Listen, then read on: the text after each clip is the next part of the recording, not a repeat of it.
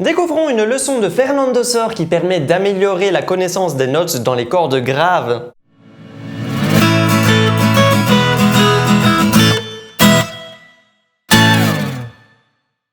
Salut à tous, c'est Robin Mace. Cette vidéo est similaire à une réalisée précédemment où on apprend des notes aiguës. Je vous invite à la visionner si ce n'est pas fait.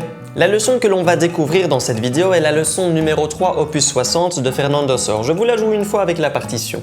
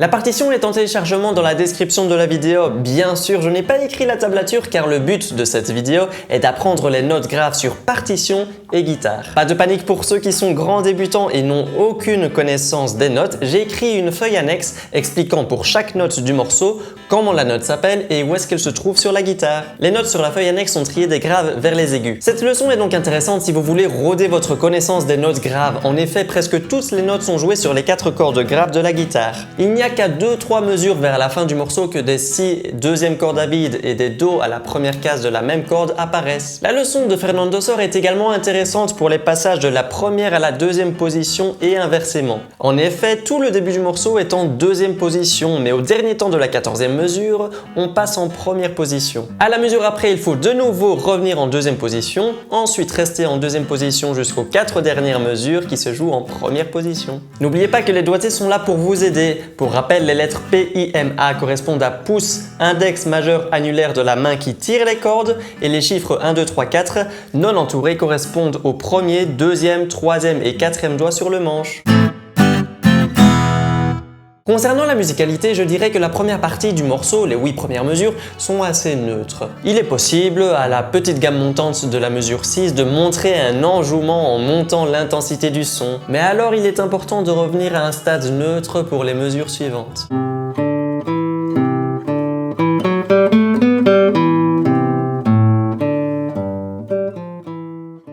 La deuxième partie commence par un do dièse, ce qui est une surprise car nous sommes, depuis le début du morceau, dans la tonalité de do majeur. Il y a donc un do dièse car à ce moment-là, le compositeur Fernando Sor emprunte la tonalité de la majeur. N'hésitez pas à marquer et assumer ce changement de tonalité en jouant plus affirmé cette partie. Un peu plus loin, on retrouve encore une note étrangère, le si bémol, qui est apparu parce qu'on a encore une fois changé de tonalité en empruntant les couleurs de ré mineur. N'hésitez donc pas encore une fois à affirmer le si bémol. En fait, je disais à la base qu'on entre dans la tonalité de la majeur, mais en analysant les 4 mesures de la deuxième partie, je dirais que la tonalité générale de ces 4 mesures est ré mineur. La couleur de la majeur a beaucoup de sens d'être présente car elle est la dominante de ré mineur. C'est donc un accord qui donne beaucoup de tension et qui facilite l'accès à ré mineur car justement ré mineur donne alors une sensation d'apaisement et de résolution face à la majeure. Pour bien ressentir de quoi je parle, je propose de chanter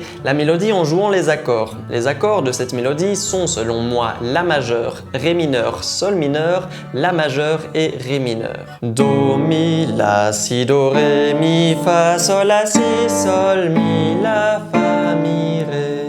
Analysons la suite. On voit qu'à la mesure 13, on reprend le même dessin rythmique que la mesure 9. C'est un peu comme si on introduisait une réponse aux 4 mesures précédentes. En plus de cela, on revient dans une tonalité plus gentille, on va dire. C'est un accord de sol majeur, sous-entendu, qui permet de revenir à la tonalité de base de do majeur. N'hésitez pas alors à jouer cette partie de manière beaucoup plus tendre et galante. Voici l'exemple à partir de la mesure 9.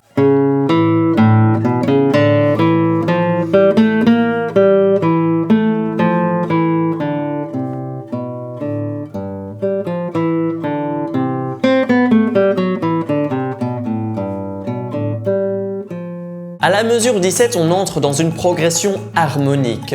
La musique progresse en effet dans des tonalités de plus en plus jouissantes et il ne faut donc pas hésiter à marquer son excitation dans la manière de jouer cette partie. Des petits mouvements de rubato et un crescendo global sont donc pertinents à ce moment-là. N'oubliez pas dans les mesures suivantes de faire un retour au calme pour marquer la fin du morceau.